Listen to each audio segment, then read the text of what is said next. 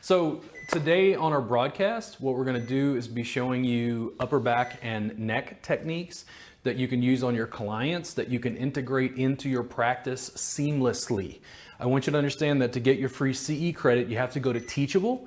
After this live broadcast, I'm going to make sure there's a link down below that you can click on that will allow you to go and take a 5-question test, I think, and go ahead and kick out your certificate. I'll make sure to post that after the fact so that you have access. If you have any questions at all, feel free to contact me. What I'm going to do is simulate how my session flow looks when I'm working with someone on a table. What that means is our lovely model, Heidi. I'm going to be working with her and talking about upper back and neck pain. Typically what happens is I will have paperwork. I will take a quick glance at their paperwork to see if they're having any major issues. And then the first order of business is I will actually make eye contact with Heidi and go, Heidi, what are you dealing with? Upper back and neck pain. But seriously, yeah. Yes. So upper back and neck pain. And then 9 times out of 10, what people will generally say, this is just a broad, 80 percentile of the people I would work with would say they have upper back and neck problems. And they'd say it's right up here. Most people, it's just from working at a computer. It's just from sitting and slouching forward. When I was in massage school, when I learned Swedish and deep tissue, the first thing they did was I would put her face down in the face rest. I would work on her paraspinals in the upper back, and she would feel better for about an hour. When she would come back the following week, she would report that to me, and I would go, I don't understand. Why? Like, I'm doing what I was taught in school. Why is it not helping her with the problem that she came in with? And here was the core issue that I had to figure out on my own and sort of deconstruct. The problem was not in the back. That was just where she was feeling pain. The problem was in the front. The challenge I had as a male therapist at 25 years old was, how do I work on women and get near breast tissue without causing some sort of issue? Because I have to make sure that she feels safe to be able to deliver the session. And I have to be able to open up the chest, but I have to do so in a way that makes her feel safe, makes her feel protected. How do I do that? The way that I eventually did that was changing the body mechanics completely. When I started learning mat-based Thai massage is when things opened up and I looked at it from a different perspective. What that means is I'm going to wind up working on Heidi, not prone, not supine, but side lying. Side lying is the position that massage therapists will use, in my experience, the least. It's also the position that I will get the most benefit the most quickly out of a client who has upper back and neck pain. And I'm going to go over that in detail in this hour. So in Heidi's case, do you have more problems on the right or the left? Right. Okay, go ahead and lay down on your left side. Okay. I want a pillow that's going to allow her to be with her neck at almost neutral. If this pillow was any larger, it would probably lift her head up, like closing down this space. What I want is a little bit of length where she's essentially at neutral. I'm also going to stack her hips and bring her forward like this. How does that, Heidi? Okay. I'm going to take a blanket and go ahead and give her a little bit of an additional bolster, just so that feels more comfortable. Can you lift your leg for me? Now, the verbiage I would use with clients is the following. I worked at a chiropractor's office. The people have come in asking for a massage. The first thing I would do is say, hey, where do you feel pain? They say upper back and neck pain. And what I would do is say, hey, lay down on the table just like you are. I want to move you around to see where we're going to work. The clients never fought me. They would experience maybe 2 seconds of like, wait, what? And I'm like, listen, you're completely clothed. I want you to lay down just like you are so I can move you around to see where we're going to work. That completely eased the transition into table Thai. The reason why is because I didn't introduce any cultural artifacts. I didn't introduce any impediments. I didn't start talking about why I work differently. They just laid down and I go, Heidi, listen, are you having problems right up here? Yeah. Okay. And then does it move more towards the back, like in the shoulder blade? Yep. Okay. And then generally, like how low does it go? Does it go down further towards like your mid back? Or is it inordinately ticklish? It's ticklish. It's ticklish, okay. So I'm gonna use a broader structure because that was ticklish. How's that? Better. There we go. What I would start to do is I'm establishing contact with her. I'm creating a little bit of space and already beginning the process of opening up the chest. She feels completely safe, completely comfortable because she's clothed. Now, I want you to understand that if she was draped, I could still do this, but in my experience, I actually get more out of having her in a position where I can mobilize her effortlessly and not have to worry about whether she's draped or not. From here, here's what's gonna happen. If I bring her open, how does this feel, Heidi? Okay. And I'm acting like I've never worked with Heidi before, but we've worked together plenty. So do you like that position? Like when I roll you open, does that feel good? Yeah. Okay. What I'm doing is just demonstrating how I'm going to make contact with their body. I'm very quickly going to do the following. In massage school, you're taught not to make passive contact with the client. I think your school is teaching you backwards, and I'm going to change that. I'm going to actually make passive contact with the client because I'm going to sit on the table just like this. Now, the reason this works so well is Heidi feels safe, she feels secure, and when I get this arm drape here, when I pull back, she knows that my body is blocking her falling off of the table. I'm going to start by jostling this shoulder blade and trying to open the shoulder blade off of her rib cage and upper back. The shoulder blade's only bony attachment is at the clavicle in the front. The shoulder blades are supposed to float on the thoracic spine. They're supposed to float on the rib cage. Is that too much pressure? Okay. Now you can see I'm not straining. I'm just having a little bit of reinforced contact with my finger pads right into the thoracic paraspinals. It's also into the rhomboids between the shoulder blade and the spine. Right in there. Now, if I'm going to add complexity, we've got this simple movement. What if I start to cross fiber friction a little deeper, right? Okay, not too much. No. Now, if I get to the point where my fingers start to get tired, I'm going to take them out of the equation. I'm going to get a grip here, and I'm going to lengthen and traction again. So if I gave you a choice here, Heidi, do you prefer the pressure down towards your tailbone, or if it's back behind you?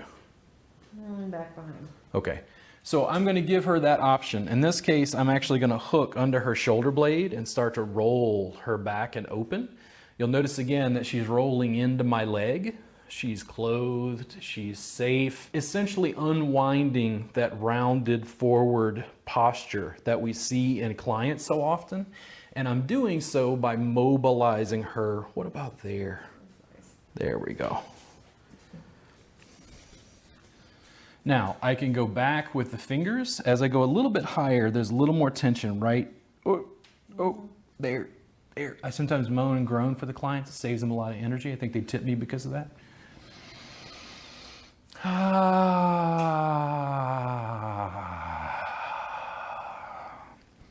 also didn't set a timer, so somebody will have to let me know what time it is as we get close to our hour. I don't want to run out of time. Right there? Okay. Now, again, you're never going to compromise your hands and arms. I want to be able to work on this effortlessly. If you get tired of working along the thoracic spine, because I have her in this position, I will also work on people's rotator cuffs. This is a little bit more shoulder, but I just want to change it up for a second because we're in this, what I consider a primary position. So here's the thing, I'm right up against Heidi. How does this feel, Heidi? Fine, secure. Secure. Generally, I would say clients say it feels warm, it feels nurturing, it feels supportive, it feels intimate, but she's completely clothed, I'm completely clothed, there's a barrier here. So if I decided I want to go ahead and work into the shoulder blade, what I'm going to do is hang out, I'm going to take a flat fist and work right into her rotator cuff, primarily infraspinatus. But depending on the angle, you might be getting in the teres major, teres minor. If you don't know those muscle names, go to Google. Say, hey, Papa Google, teach me teres minor. Right in there. Am I killing you? You're only wincing a little bit. I'm glad we don't see that on camera. It makes it look that my work is exceptionally pleasant and wonderful. Right in there. Now, using this broad structure, you can imagine if I went in with fingers, very sharp. A lot of people can't take that, so I tend to start with this broad fist. It also gives me a chance just to relax my fingers and my hand, just easing my own body's strain. What I will tell students again and again and again is everything I developed was to help people out of pain quickly and easily. And two, I had to ease my own body strain. When I could do work that was the most effective for them for pain relief and the most effective for me to ease my body strain, that X marked the spot. I cared not about tradition or culture. I just kept trying to make the work better and trying to make it more effective. How's that right there? There we go. So my arm is getting tired. I was using my deltoid muscles. I'm going to shake it out for a second. I'm going to go right back into this guy. How's that? There we go. Going to hook onto the arm again. Right there. I'm going to trick her into letting me stretch a little bit. If I want, I can hook into the shoulder blade again and still to the back is best. Okay. Right in there. Right in. How's that? Good. Okay. Do you like this pull over the deltoid? Yeah, that's fine. Okay. So we're going to add some complexity here. So we've opened this up. You can see very quickly, my quick guess, how long do you think we went? 10 minutes? Maybe. Maybe. Now, if I flipped her to the other side, that's 20 minutes. If she had an hour massage, what I did is I just saved myself 20 minutes of hand strain. And the clients didn't say it was less effective. The clients said it was way more effective. So what I'm going to do next is I'm going to roll her arm open. And I want you to be mindful of this. Now, how's this pressure here? Okay. Now, I'm going to go ahead and stand. I'm actually going to hook my torso right here so I can roll her open. There we go. Now, do you mainly feel that up here in the shoulder, or is it more like in the chest, spine? I feel more in the spine. More spine? Okay. In a good way. Right there. Now, you like that twist, okay? I'm gonna shake out her arm to give her a little bit of traction, and this is where the work starts to get more interesting. The table tie that I teach is primarily using mat-based body mechanics in a different environment, which means on the table. So here's how we're gonna give her a deeper twist. I'm gonna come out, I'm gonna slide off my shoe, which you'll notice I don't have my shoes tied. Very rarely would I wear shoes that were laced because it makes this much more difficult. I'm gonna slide my shoe off and I'm gonna support her with my foot right at the sacrum. As I traction here, she knows she's not gonna fall off the table because I'm blocking with my foot. How's that? There we go. I've also got multiple points of contact and traction here. I'm not just grabbing at the hand and having her separate at the wrist. I'm grabbing just above and then also tractioning skin here. If I feel like I can reach far enough, I could also reach up to the shoulder. I'll usually give her a stretch and then back off. And here's what's gonna happen. I'm gonna give her a little bit of jostle with my foot right here. How does that feel? Good. Loves it. Exceptionally easy on my hands. It's just a very different way of working than what most people think of when they think massage. I'm gonna slowly use the ball pad of my foot on the right side of her spine. I'm gonna hook right there and pull her into me. She doesn't have a huge amount of tension there. I'm gonna move just a little bit higher near the shoulder blade, right there. How's that? There we go. Now, if I wanna add, since she's a massage therapist, I can add some of this forearm work in. I'm gonna turn her just a little bit. So now what am I working on? Am I working on her hand and arm? Am I working on her back? Or, are you with me? Am I working on the pec and opening her chest and getting that tissue used to unwinding and being open? I'm actually gonna traction through her fingertips here gently.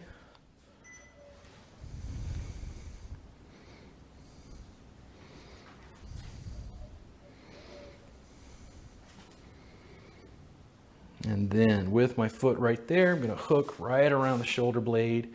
How's that? Good. There we go. Right there. It's almost like I can feel the beginnings of her shoulder blade almost wanting to roll around the ball of my foot right there. Not quite, but almost. That little bit of jostle and then back off. She took a big breath. Now, we've done that several times. I'm gonna slide my shoe back on, which is why these unlaced guys are good. I'm gonna place her back at neutral, and I get my handy dandy pillowcase. That was flashy, it was nice. Looked like I yanked a tablecloth. So this is the next piece in our amazing work, because I'm gonna make her feel more safe and protected as I go into her pecs. Now, what I'm gonna do is gently roll her open right here. I'm gonna place this over her chest. And before, we were rolling her open much more than this. She feels comfortable, relaxed, open right here on this side. I'm gonna come back in with her arm open, and now I can go down towards breast tissue, towards pec and pec minor, but she's not only clothed, she's even more covered than before. If I don't want to use my hand here, you can easily come in with a broad forearm. And I'm going to change her arm position here so she's got some support. I don't want to feel like I'm hyperextending her at the elbow or torquing her shoulder joint in a way that feels uncomfortable. Her facial expression tells me that she feels totally comfortable here. And right there. Now, when I hook and go up or hook and go down, which direction? The up, okay? So you tell me when. Right there? That's where it starts. Okay. If I lift my knee right there, how's that? That's fine. What if I roll your arm just a little bit? That's fine too. There we go. Now, do you want pressure to the back or to the front? Front. Right in there. She's having me get into pec minor. I can tell by her response. Pec minor goes from the coracoid process. This is where I'm going to impress you and make you think I'm smart, because corakoi, I believe it means crow or raven in Greek. It's the beak, the coracoid process. It sticks out, and it's where the pec minor goes down in a fan into 3 points onto the ribs here. It's notoriously ornery to get to. This is not sharp. It's not the point of my elbow. I've softened it even more because I'm using this broad structure right here, right in. And I'm actually gonna scoot up just to give her a little more support, a little bit less twist. How's that? There we go. I'm gonna hold her arm right, ooh, right there. How's that? Okay. Now the pressure's still up. Yeah. And still a little forward. She's like, yeah, I'm trying to act like that's comfortable, Robert, but it feels like hell. Problem area. So if I bring your arm up or down, any real difference? And I'm just playing with this additional piece to see what's going to work best. Why do we keep beeping? That's a gimbal. Is it going to stop doing that? All the movements. I don't know. It's hurting just as much. No, it's fine. It just keeps beeping. So I'm going to hook right here. Give me a little more space with her arm. There we go. That's what I was trying to do. Is it too much? No. Okay. Now, this sort of passive body contact, I want you to be aware of this. This does not look like most people think of massage. I can guarantee you when we finish this, her right and left side are going to feel hugely different because of this. If I give you some more to the front, more up. Oh, Cairo Vicente, that's what you, Cairo, that little kid, that's what did it all right there. That little baby. His fault. It's all your fault, Cairo. Cairo, years from now, we're gonna watch this video, it's your fault, baby. All your mom's tension. Lucky he's cute. Oh, Lucky's cute. He wears a little helmet. You just protecting his head with that? He's got a little flat spot we gotta round out. Ah. So right there, I'm gonna back off for a second because we were there for a little while. We were kind of teasing, joking. I'm gonna take this off and give her just a second to sort of unwind from what we just did. How's that there? Fine. Cool. I'm gonna come out towards her arm just to jostle her a bit. This is mostly just a transition to the next thing we're gonna do. We've really opened some of this up. You can see how we worked a lot of this area. You notice that we're still in side line. Do you notice that most massage therapists spend 80% of the time in prone and supine? Oh, side lying is really, really potent. It's one of the first things I teach in my table tie classes because the therapists are completely changing the physics that they deal with to be able to help people in pain quickly and effortlessly. I'm gonna bring her arm down, and this right here, ooh, how's that? Yeah, right there. She's like, that's enjoyable, Robert. It's everything I've ever wanted in them. Ow. So this right here, this junction between the shoulder blade and the neck, the cervico-thoracic junction, sounds much more professional when you say it that way at a dinner party. You're gonna go in, and basically, if you find levator scapula attaches at the top of Darth levator, which is your levator, or no, levator, your shoulder blade, your scapula, okay? So levator scapula elevates the scapula. It lifts the shoulder blade towards the neck. If you go into this junction down at a 45-degree angle, if I use fingers, that's very sharp. I'm just letting her know where I'm gonna put pressure. I wanna use something that's broad, and just to show you just how versatile this is, I'm actually gonna dampen it just a little bit. She feels tight enough to me that I think if I just leaned in with my ulna, it would be a bit much. I'm gonna dampen this and come straight down there. How's that? So good. I'm gonna grab with the other arm, so I have a little handle here. Now, from there, I'm gonna hold this hand static. If I go to the back or to the front, which one do you want? Front.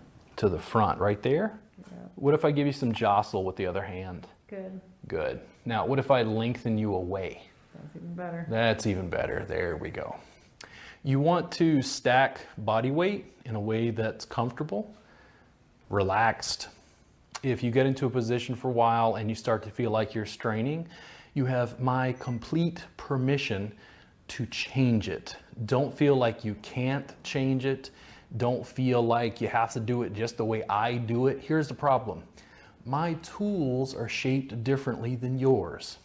And the way that you're gonna make your body fit the person that you are working with will completely change the body mechanics. Now, if I go out towards the shoulder or in towards the neck, which one of those? Both are really good. Both. Now, when she says both are really good, I'm gonna go back and forth. How's that?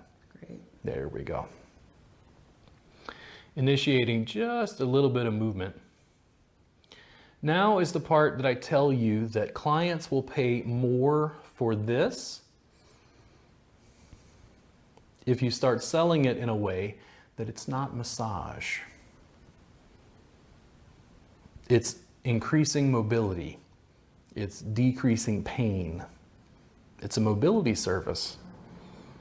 It's a pain relief service. Right. A little more forward or a little more back? Forward. A little more forward right there. Yep, right there. Okay, is that too much? Nope. Okay, what if I change the angle there? Is that better?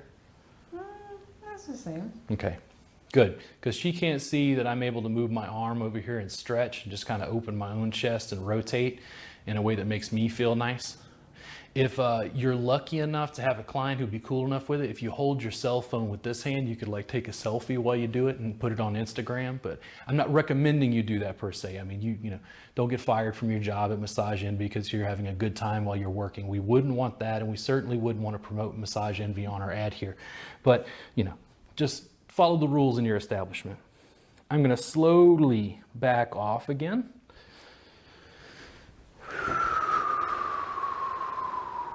How was that? Right. Good. So this spot in particular, we were there for a little time. I'm going to start to go down into the neck. For some people, they're going to have their head back this way. When they have their head back this way, do you see that it kind of decreased the space that I could come in and apply pressure to the posterior cervical spine? What I want to be able to do is bring her head gently forward. That's going to create a little bit more length, and I want to make sure to pull her hair out of the way because I don't want to catch individual strands and pull. For some people, in addition, I'm going to want to take their head and angle them down, like they're looking down just a little bit more towards the table. The reason that I'm doing that is I'm trying to create more space to press into the posterior cervical spine. Trent is very angry right now because he wishes he was receiving this because he's walking around with that camera and it's heavy. Right in there. Now, you taper as you go up towards the base of the skull at the occiput into the suboccipitals. I want to start at the larger, thicker portion at the base of the neck. So right here, before we were pressing into levator scapula, into this junction at a 45-degree angle. Now we're coming straight down into the posterior cervical spine, into that musculature. When you look at this from the outside, it can look like I'm getting close to the front. I'm not. I'm not anywhere near the SEM, and I'm not anywhere near the carotid artery. I'm definitely in the back, in the posterior. And here's how this works. I'm going to use this as a handle to create a little bit of space. So I've got her shoulder, I can move her around here. Sometimes I can grab with my forearm. How does that feel? Good. Now I've got this nice little handle where I can move her around. When I come to press in here, instead of using just a sharp ulna, I'm going to go to this broad, thick flesh of my forearm flexors in the posterior. But now, instead of the angle being down this way, the angle's down this way. I'm gonna hook right in there. How's that? Okay. Now, if I go down towards your feet, or up towards the head. Okay, so right in there. Okay, now to the back or to the front? Both are good. Okay, if I saw back and forth, does that work? Yep. Okay. I'm also, in this case, this is all based on feel. This is where you're going to play with multiple points of contact. This right arm feels like it's making sharp contact. I want something more broad, so I'm going to change it to grab a little bit more skin. That way I can completely relax my hands right, right in there. Ooh. Right there. Yeah, now, there's like a little bean in there. More down or more up? Down. Okay.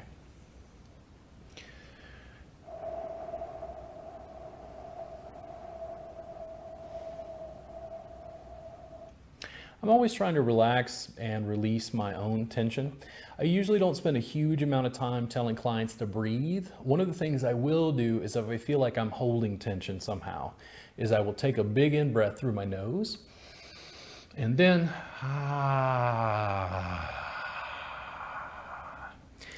clients will inevitably hear that and realize that they're holding their breath and start to breathe while you're working on them. Either of these points of contact too much? No. Okay. I'm going to slowly back off. This time I think I'm going to leave the shoulder out. You can see there's just a little bit of therapeutic inflammation just right here where I was making skin contact. I'm going to move just a hair higher. I might be able to get 3 points of contact on Heidi's neck. Some people are like a giraffe. They've got a little more space. I'm going to come just a little bit higher. right in there. How's that? There we go. And again, I'm pressing in the posterior. I'm definitely in the back. Am I going up or down? Trent, do you get any comments rolling through your screen? No, I have to. Oh, okay. We'll just see if anybody's asking questions. If you guys have questions while I'm working, just let me know. I'm happy to answer those on camera if we get a chance. We're not going to go much longer than an hour just for time's sake, but we want to do these trainings live, online, consistently. So the more feedback we get from you to make them better, it's gold for me. Most people want a static camera. A static camera. Now they don't want it to move. This. I wonder why. Instagram, they want this. Is it up or down? It's like Still down right there? There we go. What if I give you a little bit of back and forth? There you go. the problem is that we want to multi-purpose. The content is one of the most important things. So if we're shooting for Facebook, we still want to be with the mobile camera. So Giving her a little bit of jostle. I've changed from the shoulder pressure into her forearm here. A little bit of forearm extensor work. Now we're making multiple points of contact. As I continue teaching, I start to talk about a primary position, and then we wind up doing primary, secondary, tertiary options in addition to that main core position. I'm going to grab here and create just a little bit of length. How's that? Yeah. Right there.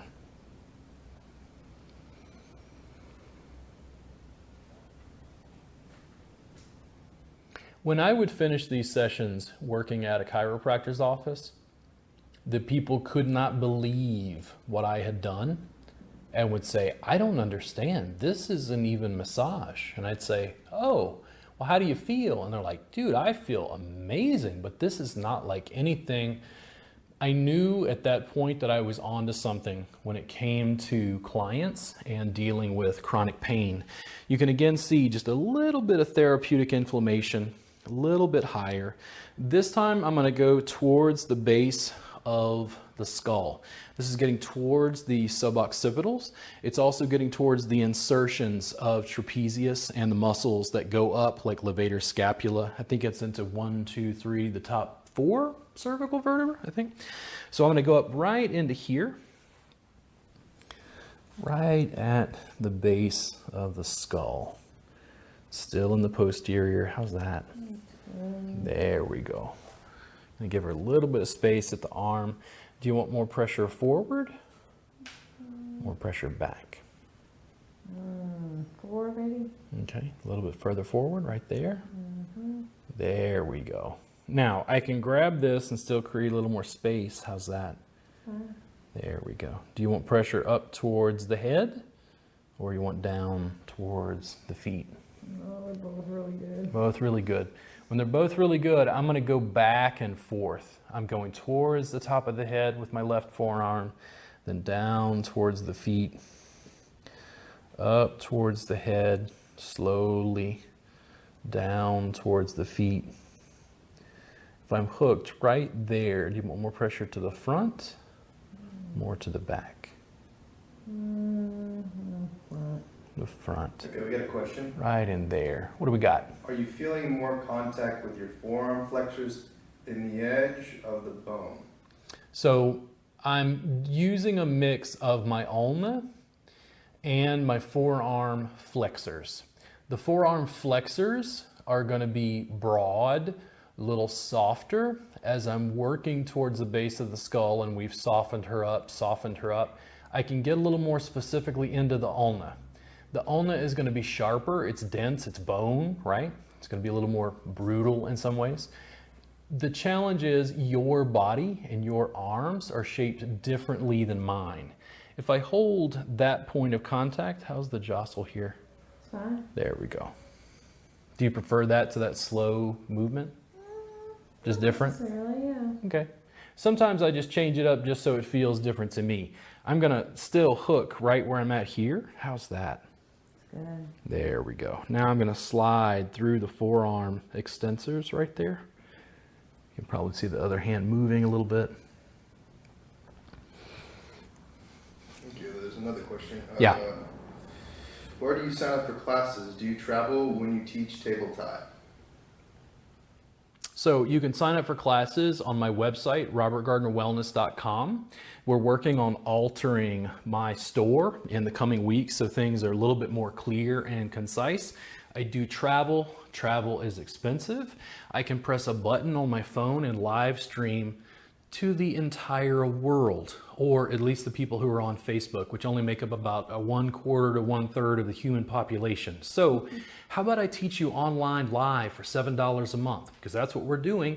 It's called the Reboot Insiders Club. Now, I wrote 700 pages of sequence manuals and 9 DVDs of content.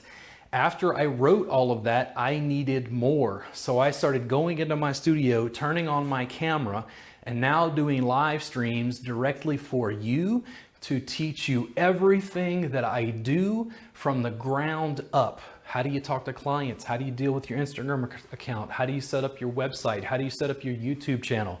How do you make videos? How do you deal with people having carpal tunnel syndrome, people having plantar fasciitis, helping people in chronic pain, and building your practice from the ground up? I do travel and teach. Feel free to contact me. I'm happy to. Typically, I need classes to be sold out with 10 or more students to be able to make it lucrative enough to be worth my time. I've got my thumb right in Heidi's suboccipitals. Now, do you want more to the front or more to the back? I want to choose. You don't want to choose, okay? Because she wants this portion of the session to be about 1 hour on this side. And then she flips over and we do another hour. And then we spend the last hour just working on her legs and feet just to smooth it out. And that session's 3 hours long, which is my typical session length on a mat. I'm gonna hook right there. How's that? That's intense in a good way. Reinforced thumb. I'm not hyperextending. It's safe, easy on my finger. I'm not gonna hold this very long. I'm gonna give her a little more length. How's that right there? Oh, that's good. There we go. Think pin and stretch. So I will include that link to the Reboot Insiders Club, that subscription service. When you are done with this video, again, there's going to be a link down below to the subscription service. There will also be a link for your free CE credit. You have to go to Teachable, take your little 5-question class to get your CE credit and your certificate. How's that, Heidi? What about this? I've never heard this question before, but if I seem like I'm not doing a move right and I've signed up for the club, can I send you a personal video of me doing the technique so you can tell me what I'm doing wrong? Yes, the long-term goal is this. You're going to get a tripod. You're going to set up your tripod in your studio or in a room in your home or your studio. You're going to Facebook Live with me in our private Facebook group, and I'm going to work with you interactively online to answer that question.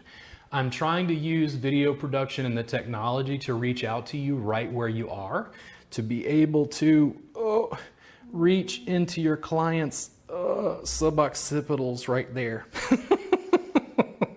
Heidi's dying. And I'm going to take some pressure off. My hands were starting to get tired. It doesn't mean I don't use my hands, but I use them in a way that's, I think, a little bit easier for me to deal with. Here's another issue that I see. People in side lying, we can deal with the temporalis. We can deal with head and neck pain. Sometimes people having headaches, if they brux and grind, if they have TMJ issues. A lot of people will have issues with their temporalis, which is over their temple. It's a big muscle that goes down underneath, makes me sound professional. The zygomatic arch just means your cheekbone. And it inserts on the mandible. It's a main workhorse in addition to your masseters and chewing. But if I come right up here, I'm gonna work into those muscle fibers. I'm giving her a break from that deep compression we were doing. I don't have any issue with that, but if you compress, compress, compress, deep, deep, deep, it doesn't feel as gentle, it doesn't feel as nurturing. I'll often do like a compression and then test using mobility, using a little bit of mobilization, just to be able to soften a person and not feel like their nervous system is overwhelmed. Ooh, we found it right there. Cairo Vicente, that little booger. Little helmet wearing kid. What is he doing? Oh, giving mom tension right there. Right in there. I do great body work, horrible hair. If you partner with a hairdresser, it's probably a good idea. So, going back away from temporalis, we did something that was just nice, kind of soothing to be able to give her a little bit of a break. She just took this big, long, extended breath because she's relaxing from what we just did. I'm going to go back into that position where I was kind of draped or working around the arm because I want to get into another muscle called serratus anterior. And serratus anterior causes a lot of people pain and suffering. Apparently Heidi is familiar with this muscle. And what happens is serratus anterior, if you see bodybuilders where they flex, you can see that interdigitation that happens here. It's from, is it their lateral obliques? And then serratus anterior where they interdigitate. What I'm gonna do is I'm gonna use this guy again just to dampen the pressure because she looked like she was grumpy from what I was saying I was gonna work on. I'm gonna place this down so she's covered and I'm right here along the rib cage. To be able to apply pressure, I'm going to come in and hook my forearm. Now, do you want a little higher or a little bit lower? Maybe higher? Maybe right there? What do you think? Okay. Now, I'm going to allow her arm to just drape over mine. I like when their forearm just goes in this little crook at my elbow. I can reach over and get this as a handle so that I can start to mobilize the shoulder blade on top of the rib cage. Now, is it when I go up or down? I feel it more coming down. Okay, so if I'm going down, tell me when you want me to stop. There, okay, now, do you want me to go forward? The ibrometer went off, or to the back? Forward. Okay, I'm gonna go to the front. You'll notice that I'm giving her an option, but I'm not making a judgment about where she wants to feel pressure. A lot of people are having problems with their shoulder blade being forward because serratus posterior is pulling the scapula forward. It's kind of a hidden muscle that even I have had problems with, but we don't get to it often because when the person is prone to supine, you have to go in from the side. Whereas if you stack the person on their side, you can sink down and easily access this muscle in a way that you wouldn't normally because you don't spend a lot of time with people in side lying if you're like a lot of the therapists that I work with when I'm teaching CE classes. How's that right there? Do you prefer the jostle to holding static? Yeah. Okay. So little jostle here. I can again hook around the arm. When I go a little bit higher. How's that? Oh, right there? Yeah, it's like rock forward, yeah. Right there? Okay, is it too much where my arm is? No. There we go. And again, pressure up or pressure down? Now it's pressure down. Pressure down, right there. There we go. I like giving the client options. Fundamentally, we'll see debates in the pain science community, but what I tell people is I'm a big fan of compression. When I say compression, people think I mean pounds per square inch. And then when I say I stretch skin, they think it's the lightest pressure imaginable. No, not in my case. In my case, I'm always going to use the amount of pressure that makes Heidi feel engaged in her nervous system. She's going to go, ooh, what's that, right? Like it's got her focused, but it's not to be painful and it's not really to be uncomfortable. I don't want to put people in pain. I'm trying to help them out of pain by increasing awareness first. When I hook in, what about a little movement? Yeah. There we go. Little small circles. In my case, from my direction, I'm going counterclockwise just to hook into here.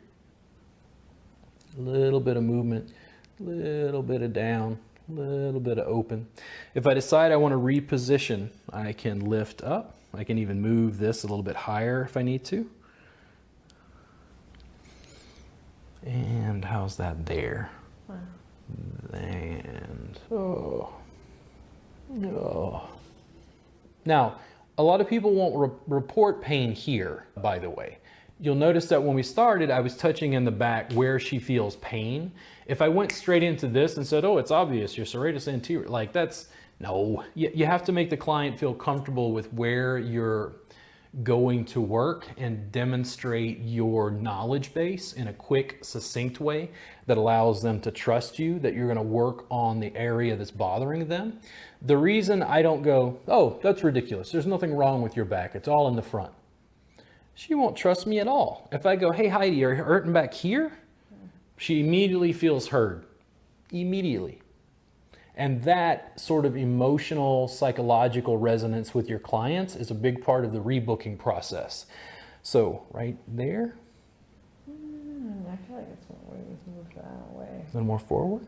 Yeah. Now when I'm right there, do you want the jostle there? Yeah. There we go. Sounds good. So here's what I might tell Heidi as we continue working. Heidi, my guess is it's been about 30 minutes. I'm going to go ahead and do the other side. The hour's over. She hasn't taken her clothes off. We're not doing what our culture thinks of as massage, but it's very deeply effective for pain relief and for increasing mobility. Typically what I would have done is about 10 minutes, flip her over, do another 10 minutes, and then say, Heidi, do you want to keep doing what we're doing, or do you want to undress and lay down and do Swedish and deep tissue? You'll notice that I gave the client the option. 90% of the people I worked with went, no, this is really great. Like, what is this? And I went, oh, this is a Thai massage. That's kind of how I would introduce it to them so they would accept it and kind of come along instead of feeling like there was a bait and switch. Now, if they do in fact like this, it means that I'm a standout in the facility I work in. It's going to be easier to get them to rebook because they're not getting this work necessarily from other therapists. How's that? And if I traction you down, oh, ooh, right there. There we go. And slowly, I'm going to back off. I'm going to take my pillowcase back off again. And I'm going to go back to something we were doing earlier, which was having my foot along the sacrum. I'm going to mobilize her open again for kind of a last pass. How are we doing time-wise? 15 minutes. About 15 minutes? Okay. So I'm slowly, again, just isolating at her sacrum so she doesn't roll too far open. How's that? There we go. I'm going to start to move my foot underneath the shoulder blade. Before we were right at the edge, I kind of had my foot turned this way.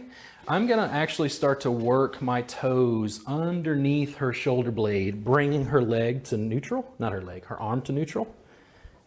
And you'll start to see how her shoulder blade starts to roll over my sock here. I'm going to come just a little bit higher and you're going to see this. Do you see how her shoulder blade starts to roll over my foot? How is that, Heidi?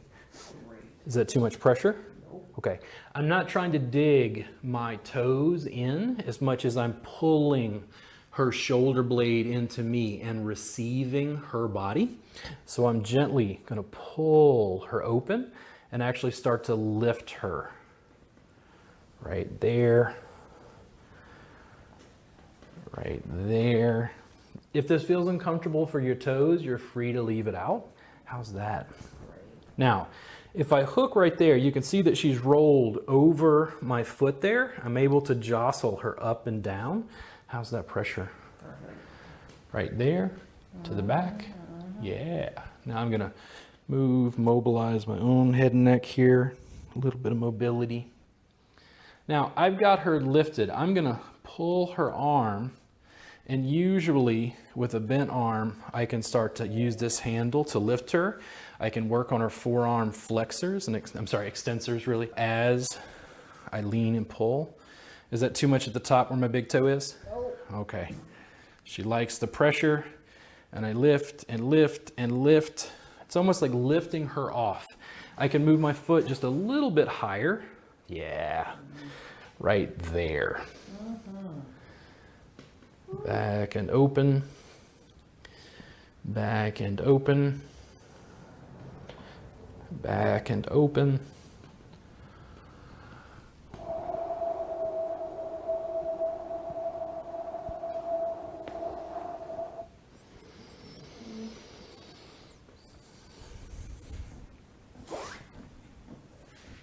How was that, Heidi? Not too much? Great. Okay, I'm gonna change her position. I'm gonna put her back in supine. This would be nearing or going towards kind of the end of the session. We've had her inside lying this whole time, just on one side. Normally, I would make sure to work both sides. For the sake of the demonstration, I felt like I could show you more by just working one side, leaving Heidi totally imbalanced, so she feels like she walks in a circle whenever this is over. But I'm gonna take the bolster out, and I'm gonna have her lay on her back. I'm gonna take the pillow out as well. And then I'm gonna do just a little bit of work on the opposite shoulder, the one that was down. You can probably notice if you look at her shoulders from this angle, tell me if it looks like this shoulder actually looked like it's rolled out and away compared to the other. I guarantee this guy looks like it's more lifted and kind of rounded forward. This one looks like it's rolled open and back, and it's because we helped open up the pec and pec minor on that side. Just to give her a little bit more balance, I'm gonna come to this side. This is a real common movement that I would use if somebody was even already draped. They've already got on my table, they're face up, maybe you start this way. They say, hey, I'm having problems with my upper back, but how do I access it when they're on their back? What I tend to do is this. I'm gonna bring her palm to their opposite shoulder and bring her forearm down. Now, Heidi, when I press down like that, is it okay for breast tissue? It's not uncomfortable? Okay. I usually check with women just to make sure. Sometimes different parts of their cycle, I think, they could be a little tender, so I want to make sure. I'm using the humerus. Their upper arm bone is a handle. I'm really pressing the humerus down into her rib cage to lift this up. And as I lift this up, I'm hooking my fingers down right into the thoracic paraspinals. And my fingers aren't really moving. My fingers are just static, and I'm moving her shoulder blade over my fingers, right in. Oh, oh, oh. This is when you make horrible jokes because it's tender. And you know, that's the kind of guy I am when I'm in session for an hour, just taunting someone. Do you want pressure a little higher or a little lower? I think higher maybe? A little bit? Okay. Got it right there. Yeah, that's good. There we go. Now, what slowly happens is the person starts to let their shoulder blade go. We're jostling and mobilizing the shoulder blade over the thoracic spine. Being able to do that means that they're accepting the mobility and the fact that the shoulder blade isn't glued onto the rib cage. Sometimes the way to get them to unwind isn't to try to pull them open. Sometimes I'll actually pull them more further forward, and then they recoil by going, oh, hey, that feels kind of nice. Right there, and then, oh, right there, oh. Now, if she were on the table and were draped, you can imagine that the sheet would be tucked under her arms so that she would still be completely covered. As a male therapist, this is also nice because I can avoid breast tissue by pushing down and away to be able to access this area right in there. Yes, yes? Yes. Now, I'm gonna back off and we're just gonna give her a little traction. I'm gonna give her a break for a second. I've done this 5-finger interlaced grip to be able to grab right there to shake her out. I'm gonna give her a little bit of traction, and I felt a little clunk. Was that the shoulder joint? Yeah, I can feel that. Got 2 comments What do we got? for you. One of the comments is, I recently found your page. I've truly learned so much in the following you in 4 weeks. I'll be signing up for classes and want to start using your work Cool. in my sessions. I've been a therapist for 11 years. Nice. That's really nice. Thank you so much for the kind comments. I'm hooking around the forearm extensors. Now, I'm using the arm as a handle to mobilize her shoulder blade again. Look at how like she's just all doing this yummy undulating, letting her neck go. Your clients will never do that. They're like Frankenstein. But what I'm doing is I'm gonna try to lift her shoulder blade and reach around into the thoracic paraspinals again with a little jostle. I can change the angle and go, how about that? Oh my. Oh my. What about that? Yep. Oh yeah. Right in there. Oh. And then with both arms, hey, how's that? Oh yeah. Now, this is the reason I like clothed work, because I can mobilize her and really get into this without fear that she gets a breeze and feels naked. Feels much more comfortable to me, especially working with women, I think. Got another comment. Yeah. I live in Asia and some might confuse this with a Thai massage given in Thailand. Yeah. I plan on explaining to my clients that it's a Thai massage with an American spin on it. Yeah. By being more gentle than a standard Thai massage. So I've never been to Thailand, and here's what I hear. Heidi has more experience of this since she is Thai, or at least part Thai. And then in Thailand, you got to rough them up. Did the Thais, that's what I always hear, you got to rough them up, right? Yeah, I feel like that's what is expected when you go in there. It doesn't have to be like that, but that's typically the American view on massage. What I do is I just adapt it to my cultural environment. If I was too forceful, the clients don't let go. I think also, in some instances, advanced practitioners change and develop over time and make the art their own. I find that I get more results by Americanizing it and making it fit the cultural context that I'm dealing with clients, in addition to what they're asking for. I'm gonna flip. And yes, every time I do this, I make this little galloping sort of thing just because it's fun. And I'm gonna come over to the other side, give her a little bit of space, give her a little bit of space. Now, again, to get your CE credit, you will have to follow the link below when I post it. You're gonna take 5 little questions on Teachable. You're just gonna kick out your certificate. I'll also provide a link, to the forearm extensors, to the Reboot Insiders Club, so you can subscribe to our service. There are 300 plus hours of my class recordings from the past 2 years already there. I'm trying not to kill Heidi. I'm gonna bring you up and over. I'm gonna grab maybe at the elbow here. And how's that right there? There we go. Hooking around. And Hooking around. last to forget. Hooking around. Hey, what's up, Mom? Hey, everybody, if you're there, say hello to my mom, Miss Liz. I love my mom. I'm thankful that my mom is around so I can try to make her famous on the interwebs. Right there, how's that? There we go. Now you'll notice that I'm also blocking the table. She knows that I'm leaning up against the table here, so it's not gonna cause any problem where the table's gonna fall over or I'm gonna pull her off. Again, Reboot Insiders Club, $7, 300 plus hours of video footage. We have 4 workbooks and DVDs, which is another 700 pages of sequence manuals and 9 DVDs of content. And we're going to continue putting out more information over time.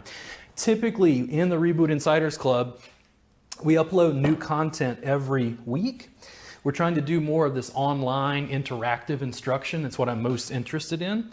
I'm going to lift Heidi's head just so I can get her hair out of the way and give her just a little bit of light traction.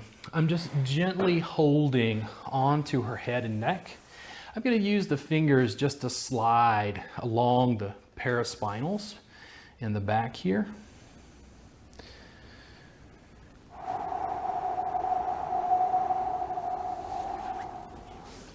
But I would love to hear from you if you incorporate these into your sessions. I would love to find out from you how your clients respond to it.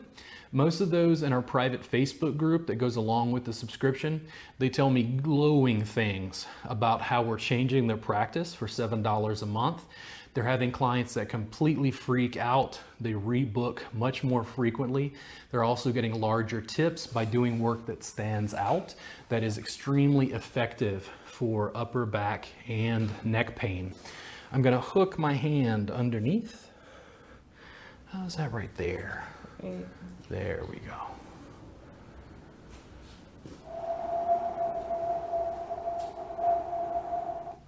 Giving a little bit of length primarily to the left side of the thoracic paraspinals. It's all up through the neck there. Do you want a little more pressure, Heidi? Yeah, I think it's A little bit more, that way. Right at your edge there. yeah, it's good. There we go. Big in-breath for me. As you exhale, tuck your chin just a little bit. There you go. right to her comfortable edge. I'm going to lower her back down and go ahead and switch sides. I'm going to hook the arm under right there. How's that? Really good. Okay, a little bit more, right? Is that too much? Nope. Nope, right there.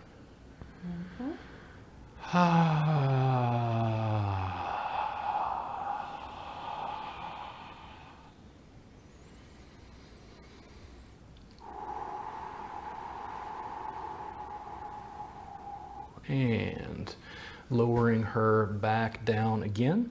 I can always repeat any pieces of that I care to. I'm always going to communicate with the receiver just to find out, what they're looking for, tailor the session to them. I tend to teach sequences initially just to get the therapist started. Once you develop a level of mastery, you start to improvise using your body and the client's issues. I'm going to go ahead and strip out the other side. Right in there. If I want, I can use the fingertips to kind of hook into the suboccipitals on both sides. How's that right there, Heidi? That's really good. There we go. I'm just making nice, something a little bit softer towards the end of the session. You can see that this has gone, if I'm correct, it is an hour, right? Mm-hmm. Yeah, we've done this for an hour. We mostly worked on one side. It's why my sessions kept getting longer and longer. What I wound up getting was very dedicated clients who absolutely loved the work that I was doing. They had a higher rebook rate. I was making more money. I was saving my hands, and we just kept building and growing. If you have any questions for me, feel free to reach out. Again, remember, there's going to be a link down below that I will post soon so you can get your free CE credit. You just take a couple little tests or a couple little questions that you'll answer on Teachable. We also have retail packages and things available on Teachable along with that subscription service. I'll provide the link to that so you can check some stuff out. And right towards the end, I'm going to hold Heidi's head in my right palm and just press her shoulder down and away. How's that, Heidi? That's good. And then I'm going to lift her and give just a little bit of twist and length. How's that? Nice. There we go. Try not to pull hair. And again, back to this side. Usually, as I would get towards finishing a session, I would have a tendency to just lengthen and traction and hold and just say something like, Heidi, listen, thank you so much for the session. It's really great working with you. Listen, based on what I've seen, I think you're just having some, tight muscles we can work on. I would really love to see you in a week to 2 weeks to go ahead and kind of get the bulk of this to go away. After that, I think based on what we found today, you would just be at maintenance. You're just having like a little bit of upper back and neck pain that we could pretty easily resolve. That from the beginning of the session to the middle of the session to the end of the session creates a situation where we're trying to funnel her into a package of sessions or returning and rebooking. It's not a high pressure sale. I don't feel like a used car salesman trying to force her. Usually what I find is therapists aren't actually educating the customer about the benefits of coming back for the massage regularly. It's kind of like, oh, well, the massage is over. Bye. You want to create a situation where she understands, hey, listen, it was great to work with you. I really love working with you. If I can do anything else for you, let me know. In addition, I will usually give people like a link to my YouTube channel to give them like little things they can do to stretch or like work on themselves, which I continue producing videos like that. But thank you so much for the session today, Heidi. And I really, really appreciate it. To all of you, thank you so much for tuning in today. Again, you will get 1 hour of free CE credit. Once I put that link up, feel free to share that in Facebook groups to your friends, whoever may be looking, who are massage therapists. It's really great for me to be able to educate this way. And in addition to the link to Teachable to get your free CE credit, we're going to include the link for the subscription service and our retail packages. If you have any questions for me, let me know, and I will talk to you soon. Thank you so much.